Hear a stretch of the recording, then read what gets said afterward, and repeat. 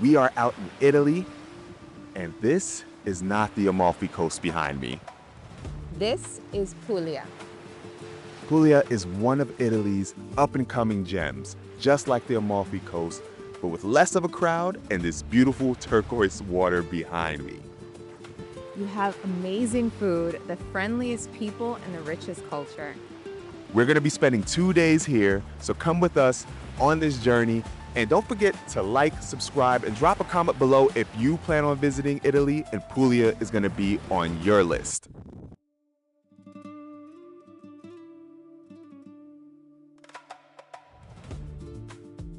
Before pivoting away from the Amalfi Coast, one of our dreams was to go ahead and rent a Vespa and just explore down the coastline. But that summertime Amalfi Coast traffic is just brutal and not something you want to be doing on a road that you're unfamiliar with. When we arrived in Puglia, one of the differences that we heard is that the roads are flat out here and the traffic was minimal. So the first thing we did when we got into town was rent our own Vespa. And trust me guys, if you're going to be in Puglia for more than a day, you are going to want to rent some kind of transportation. It is the best way to see the coastline cities.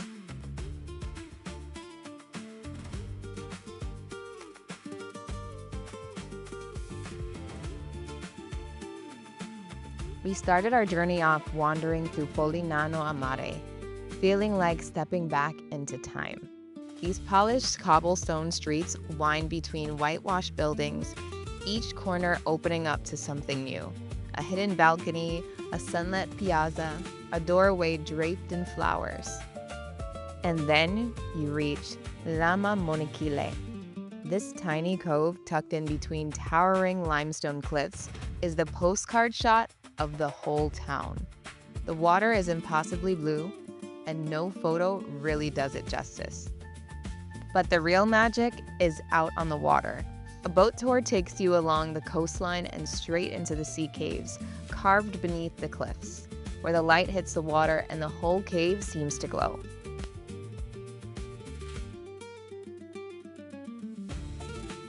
If you ride your Vespa along the coastline about 25 minutes down, you will run into Monopoli, but along the way you're going to find so many beautiful rock formations and these own little coves on the way there that could be sights of their own.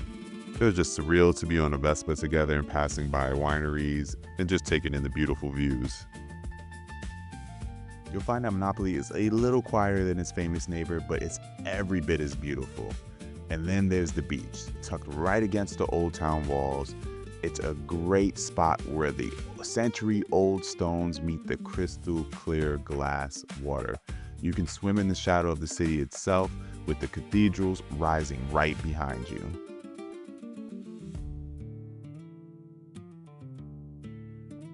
The beaches of Polignano and Monopoli are both beautiful and just breathtaking, but they're a little rough. There's a lot of rocks, which is why we continued down the coastline until we found our next gem.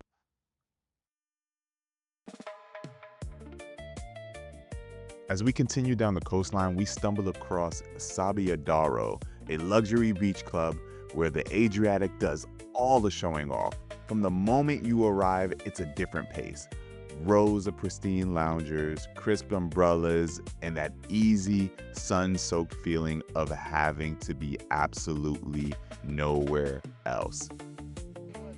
Thank you, gracias. The setup here is effortless, comfortable day beds, line in the shore, attentive staff keeps the drinks coming, and the whole place is built around the simple idea of relaxing and enjoying the view.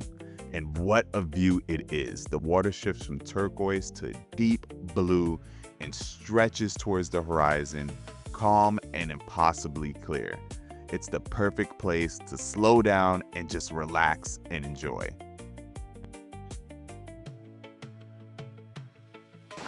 The water is so cold that Ari is trying to avoid the wet sand.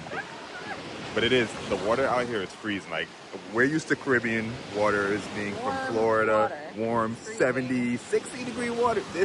This Mediterranean water has to be about, I don't even know, feels like 20 degrees Fahrenheit. And it's not like Like when it's like, oh, you get used to it after a while. No, this is No. freezing. It's like they put ice cubes in the water.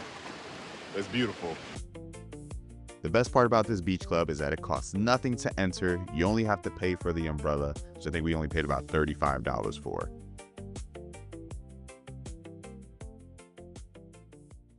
After we wrapped up our beach exploration, we wanted to go ahead and explore more of the town where we were staying in Polignano a Mare.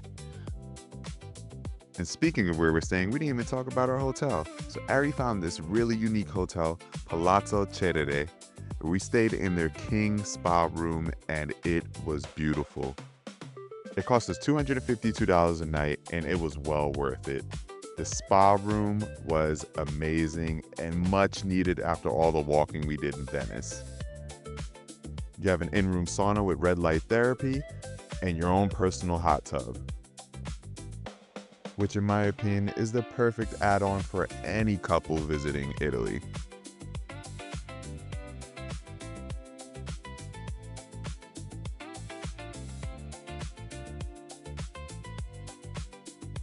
And exploring Polignano at night is just as charming as it is in the daytime. The city lights up, the bell towers look beautiful. Even the way the moonlight reflects off the white stone city is just gorgeous. And it's probably the only time you're going to see this cove without a massive crowd. One of the best parts of just exploring Polignano is that you really can't go wrong with the food. We spent the evening just wandering, no plan, no reservations, just letting the smells and the sounds pull us in from the street. And here's the thing, no matter which restaurant we stumbled into, the food did not disappoint. Fresh pasta, local seafood, olive oil that tastes like nowhere else on this earth. Every single plate was a hit. That's the magic of this region. You don't chase good food here, it just finds you.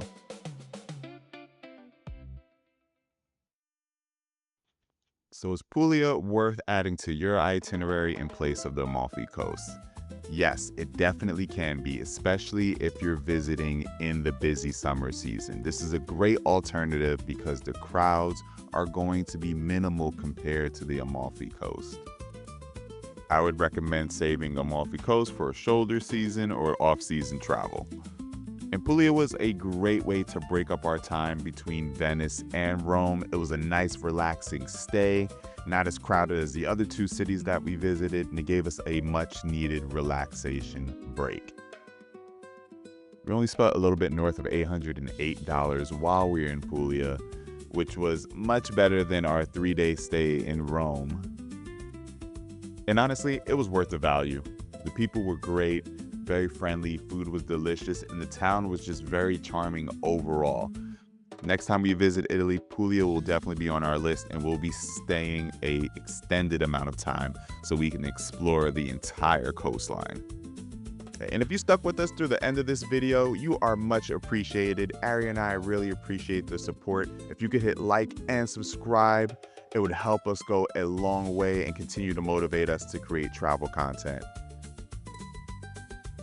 Our next video is going to be about the romantic sinking city of Venice. So stay tuned for the next one, guys, and keep traveling those miles and creating those memories.